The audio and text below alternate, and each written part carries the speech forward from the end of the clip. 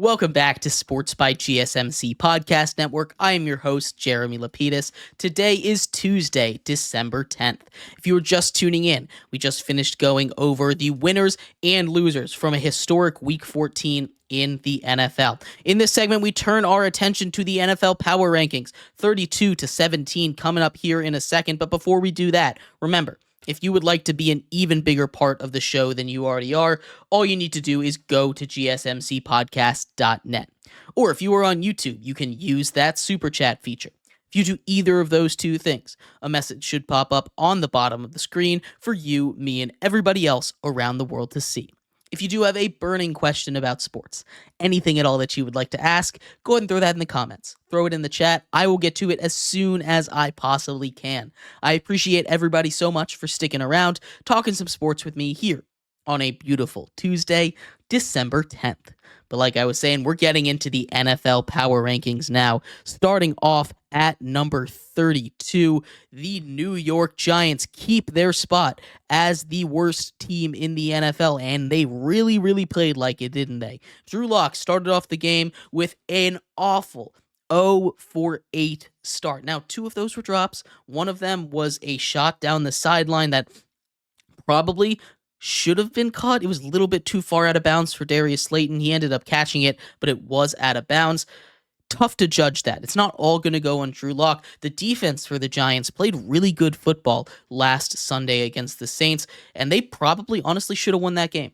Instead, they find a way to lose, as all New York teams seemingly are finding a way to do this season. It's not a good look for this team. Hopefully, they can figure that out soon, but this is an abysmal Giants team that has the inside track to the number 1 overall pick.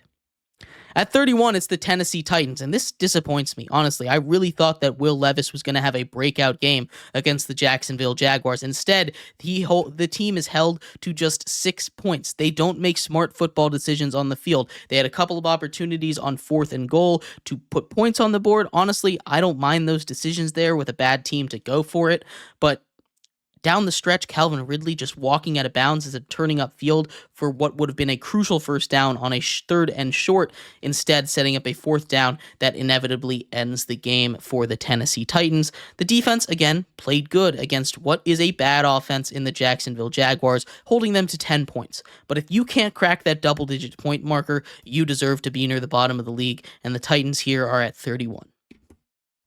At number 30, it's those Jacksonville Jaguars. Not a very good team with Mac Jones at the helm. Brian Thomas is a fun spark in a sea of darkness and absolutely nothingness. He had 40% of a target share. That's crazy. He had a huge game. He deserves to have a huge game. He did not get into the end zone. Not much offense was in that game. It's not an interesting game, but they won a slugfest, and it actually probably did not benefit them. Pushes them out of real number 1 overall pick odds.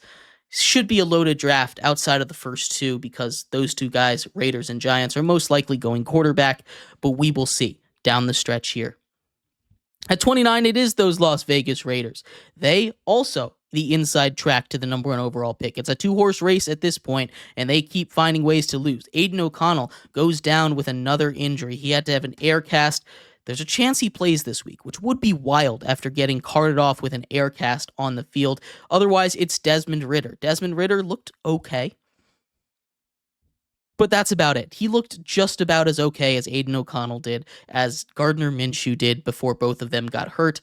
We will see what happens. This is a bad Raiders team. They're not going to try to lose games. They're going to lose games. Raiders here at 29. At 28, it's the Bears. You get to a point where you just kind of feel bad for a team, right? 7 straight losses for this Chicago Bears squad, and everything is seemingly going wrong. They finally got rid of Matt Eberflus. He's finally gone, guys. It didn't matter. Only 13 points of offense. They give up 38 points to a San Francisco 49ers team that seemingly could not get anything going last week. Isaac Guerrero coming off the bench has a huge performance, and that Bears defense has just completely fallen off from where it was at the beginning of the season. This is a Bears team that just seemingly has lost its will to fight, and you see Caleb Williams in this picture just looking like he's done, which is not a fun thing to see with your rookie quarterback that has tons of potential. They need to make a switch, and they need to figure out how to fix it now, sooner rather than later. 27 is the Saints. I know they get a win. They still fall 7 spots in my ranking. I think 20 anyway was way too high for them. They honestly should have lost that game to the New York Giants. And when you were in that conversation where you should have lost a game to the New York Giants, it's not where you want to be. Special teams, awful for the Saints this week. So bad. Derek Carr gets injured. They're now looking at Jake Haener, or Jake Haener probably coming back to be the quarterback. Either that or Spencer Rattler, who both of them started a game, got some reps in, did not look very good. This is a Saints team that's just not going to win a lot more games. They're going to clean up against the bad teams, but they are one of those bad teams themselves. At 26, we have the New York Jets. I raised them up a little bit. I know we just talked about how they're one of the biggest losers this week, but I was very impressed with Aaron Rodgers and his performance. People want to say he's dead. I don't think Aaron Rodgers is dead. He's not the same as he used to be, and I don't know if he's going to get a shot next season, but I think if he's off an NFL roster, he still is going to be one of the 32 best quarterbacks in the league next year. And that's it. I think he can still keep the Jets in the game. I think the Jets have some kind of dark spell over them that keeps them from being successful, and I don't know what it's going to take to fix that. But Aaron Rodgers clearly is not enough, especially at age 40, coming off of his Achilles. But what I really was impressed, especially these last 2 weeks with Aaron Rodgers, was, especially early in games, his movement is all the way back. And that's something that you haven't seen out of Aaron Rodgers all season. His ability to move around, move up and down, left and right in the pocket is just something you haven't seen all season. So there's a little bit of optimism for the Jets. Not too much, because they continue to lose games. But Aaron Rodgers, I think, is starting to be fully healthy again. I think it just takes a little longer for a 40-year-old to get healthy from an Achilles injury.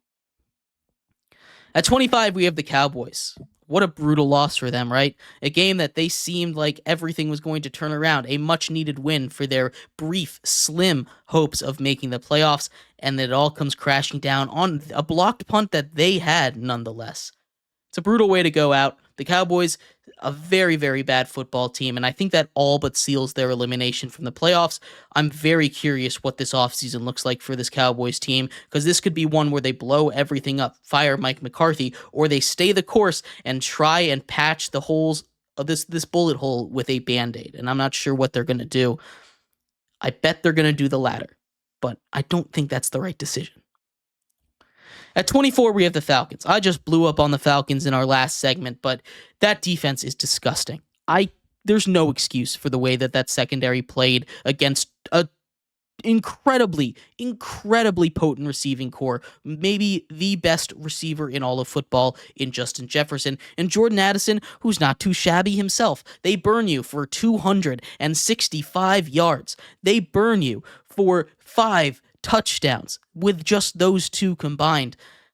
And the secondary just looked lost out there. There's no excuse for that. The Falcons, you need to get better. This is not on Kirk Cousins, even though he has been pretty bad in your 4-game losing streak, but you need to turn it around quick. You have the tiebreaker over the Bucs, but now you're not even tied with them. You need a little bit of help to get into the playoffs now, where before you controlled your own destiny. The Patriots at 23. They had a bye week, but I like what Drake May does. They move up a little bit because a couple teams I was just absolutely disappointed with. Could not stand what they did this week. Patriots, they move up a couple of spots. I think this is a team that's not going to win many games, but they will keep it close because Drake May is a good quarterback in this league. Browns at 22. You can't punish them too much for a loss. They still have Jameis Winston. You're going to ride with the chaos. You're going to ride with the highs. You're going to ride with the lows. You're going to ride with the lefts and the rights with Jameis Winston as well, and that's just what's going to happen when he's your quarterback. This one's not even really on him. We talked about Kadarius Toney. He kind of sabotaged this game. He's no longer on the team. Not that they were going to win anyway, but Cleveland Browns, I'm not going to punish too much. I moved them down just one spot after this week. I still think this is a team that's just about where we thought they were anyway. 21 is the Colts. They're on a bye, but they're the only team in the AFC that outside of division races I think can still make some noise for a playoff spot. They got some help with the Chargers loss this week. They're still in it. They've got a pretty light schedule, and if Anthony Richardson can continue to play the way that he's been playing since he's been benched, there's a real shot that they can find a way into the playoffs, especially rested after a late bye. That's huge for teams to get this late bye. We'll see if they can go on a roll down the stretch here. At 20, it's the Carolina Panthers. I have been so impressed by Bryce Young. What he has been able to do since coming back from injury, keeping them in the game against 3 playoff teams, 2 of potential Super Bowl teams in the Eagles and the Chiefs, the Bucs in there as well, a playoff team. That is incredibly impressive. They should have beaten the Bucs. I still think that is a win for them. Adam Thielen caught that touchdown, but that's neither here nor there. Panthers, I'm so impressed with, and maybe 20 is a little high for them. But I have no quips with this at all. I am so impressed with this team, and they can beat up on any of the teams that are behind them on this list. I thoroughly believe that. At 19, we have the Bengals. I wanted to move them up a little bit, but that defense is still really bad. There's no excuse for how bad that defense is. Joe Burrow, Jamar Chase, T. Higgins, incredible duo, incredible trio. And you add Chase Brown into that, what he's able to do as that little quick speedster back out of the backfield, great hands. What he does in the pass game and the run game is huge for them. This is an incredibly potent offense, but the defense, it needs help. It needs help now. They played good football against a bad Cowboys team, but I don't know. They're still in the playoffs, technically. That was a massive win for them. They're here at 19. At 18, we have the Arizona Cardinals. I am kind of pissed off with this team, I'm not going to lie to you. They showed me a side of their defense that I did not expect them to be at that level this season. They played good.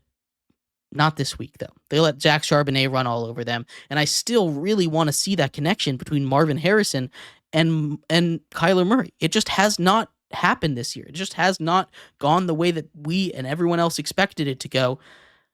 I like this Cardinals team. They still have an outside shot at the playoffs, but that was a brutal loss for them. That was a must-win game for both the Seahawks and the Cardinals on the losing end of it. And at number 17 with the Miami Dolphins, they moved down a couple spots because they let the Jets nearly beat them. They probably shouldn't have won that game. You're getting some more contributions from your star receivers. Jonnu Smith has been playing great, but Tyreek Hill catches a touchdown. Jalen Waddle has yet another big game. Tua looking more comfortable. He has been incredible since coming back from that concussion. And the Miami Dolphins, they're not out yet. They don't really stand much of a chance, but they're not out yet. Keep an eye on them down the stretch here for the playoffs. But we're going to take a quick break here. When we come back, we turn our attention to the second half of the NFL Power Ranking, 16-1, the top half of the NFL, coming up next here on Sports by GSMC Podcast Network.